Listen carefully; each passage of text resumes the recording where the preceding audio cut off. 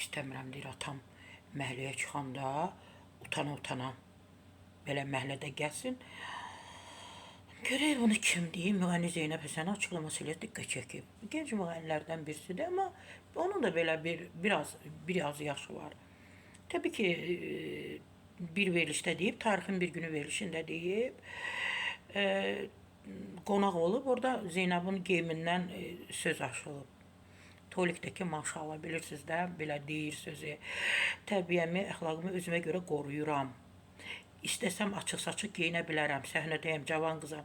Nə istəsəm edə bilərəm. Subay qızam, istəmirəm. Atam məhəlləyə, mən məhəllə deyirəm, məhəlləyə utana-utana çıxsın.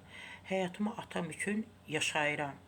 Qardaşlarım var, bir də qardaşlarımın 45 yaşı var deyə Zeynəb bildirib. Maraqlıdır, maraqlı açıqlamadır. İnsan həm özünü düşünür, həm ailəsini düşünür, həm atasını, qardaşını düşünür. Bu çox yaxşı bir haldır ki, başqalarına nümunə olsun, çıxıb efirdə deməsinlər ki, mən kimdən uşaq dünyaya gətirmişəm, atası filan kəsdir, nə biləm filan kəslə görüşürəm, sevgi həyatı yaşayıram 2 ildir bir evdə. Bu maraqlıdır.